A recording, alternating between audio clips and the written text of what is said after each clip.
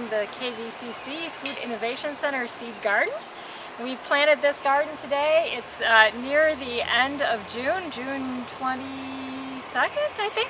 And this is a little late to be planting a seed garden. We'd hoped to plant it in May and to do a workshop on showing you how you can grow your own seeds in a garden like this, which is really just 10 raised beds. You can do this in your backyard. But we've got it planted, and we're going to be maintaining it and checking on it throughout the summer. And then in the fall, we hope that we will be able to have an in-person workshop where we can harvest seeds from this garden and teach you about the steps of harvesting seeds, telling when they're mature, processing them, and storing them over the winter. Okay, so we are planting peanuts. Woohoo! Tennessee Red Valencia. Peanuts like a lot of heat, and they like a long season. So we might not get a really great crop this year because this is a 110-day peanut, and it is towards the end of June right now. So it's really much later than we would really want to plant them. But maybe we'll get a few, and maybe the woodchuck will eat them all. We don't know. But anyway, it'll be fun to grow them and see what we get.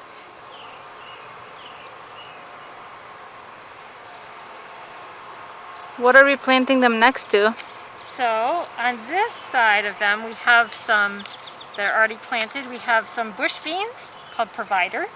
And over here, we have some Demilpa tomatillos. Yum. Yes. So in these two beds, we have honey drop cherry tomatoes. And then around them, we have some herbs and flowers, some oregano, or some basil, Greek basil, and some nasturtiums. These honey drop peppers are a part of a community seed project. We have a bunch of people in the area growing them out and tasting them. And we're going to be selecting the tastiest, earliest, most disease-resistant plants to select seeds from. And then we will compile our seeds and start a small seed bank that we can all share seeds of these wonderful tomatoes from.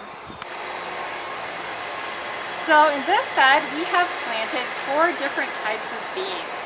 We have the Cherokee Trail of Tears black bean, which is a common bean. It can be eaten as a green snap bean and also as a dried bean. We have Painted Lady runner beans, which can also be eaten as a green bean, but are more often eaten as a dry bean.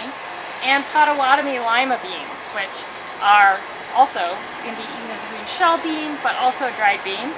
And finally, along the back side here, we have Manitoba brown soybeans. So even though all 4 of these beans are beans, they're all different species. So you can plant them all together and you don't need to worry about cross-pollination.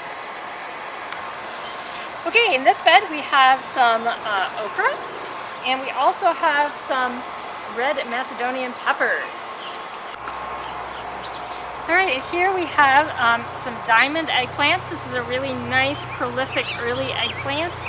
And we have some more of our lovely Macedonian peppers here. Hi, I'm John Edgerton, and showing you here a piece of a small bed planted 2 varieties of upland rice. This is not paddy rice, and it's not wild rice, which is native to the United States, particularly the upper Midwest, and is a spiritual and important plant to Native Americans, indigenous people. But upland rices are grown around the world in drier regions, and today we planted 2 varieties. This one here, as you can see, is a little shorter than the other. This is from China. It's called Early Dwarf Hunan, from the Hunan province of China.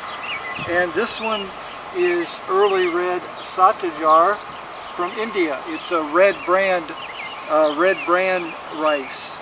The Hunan is a normal medium grain rice. We're dividing this bed here between native pollinators and traditional medicinal and culinary herbs, but primarily for the flowering and primarily for the native bees and pollinators. So we have ironweed and black-eyed Susan and wild blue indigo and spotted bergamot and meadowsweet. We have quite a arrangement of here. These were all grown out by Ben. There's also Riddle's goldenrod in here. All these have flowers that will reveal themselves at certain times throughout the season, made available for the bees and the pollinators.